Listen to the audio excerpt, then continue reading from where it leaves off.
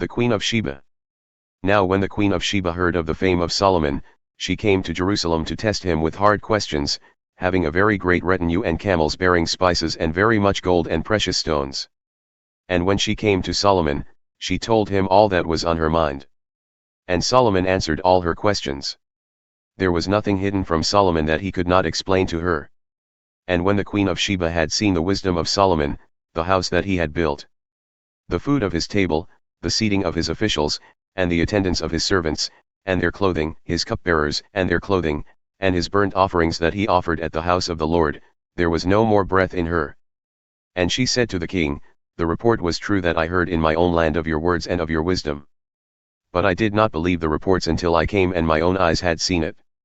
And behold, half the greatness of your wisdom was not told me, you surpass the report that I heard. Happy are your wives. Happy are these your servants, who continually stand before you and hear your wisdom.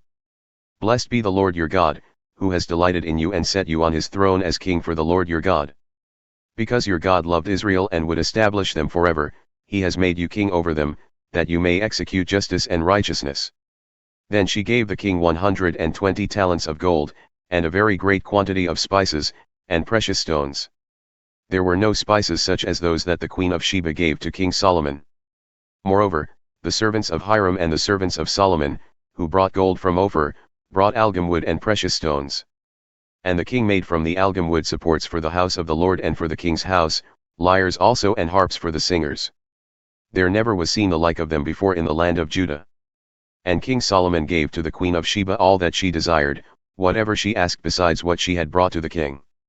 So she turned and went back to her own land with her servants. Solomon's wealth. Now the weight of gold that came to Solomon in 1 year was 666 talents of gold. Besides that which the explorers and merchants brought. And all the kings of Arabia and the governors of the land brought gold and silver to Solomon. King Solomon made 200 large shields of beaten gold, 600 shekels of beaten gold went into each shield. And he made 300 shields of beaten gold, 300 shekels of gold went into each shield, and the king put them in the house of the forest of Lebanon.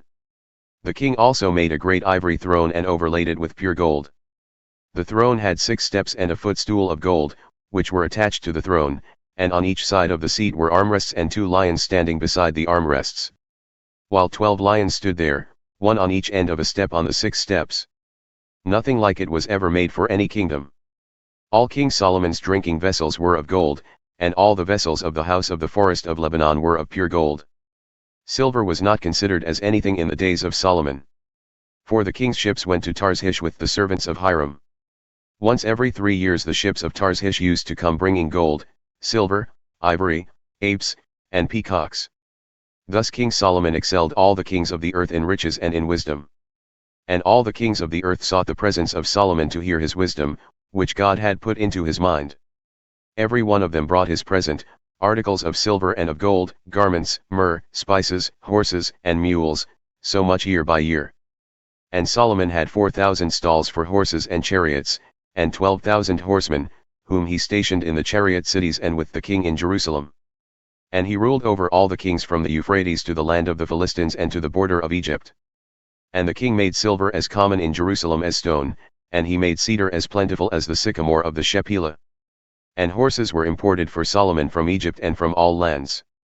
Solomon's death. Now the rest of the acts of Solomon, from first to last, are they not written in the history of Nathan the prophet, and in the prophecy of Ahijah the Shilonite, and in the visions of Iddo the seer concerning Jeroboam the son of Nebat? Solomon reigned in Jerusalem over all Israel 40 years. And Solomon slept with his fathers and was buried in the city of David his father, and Rehoboam his son reigned in his place.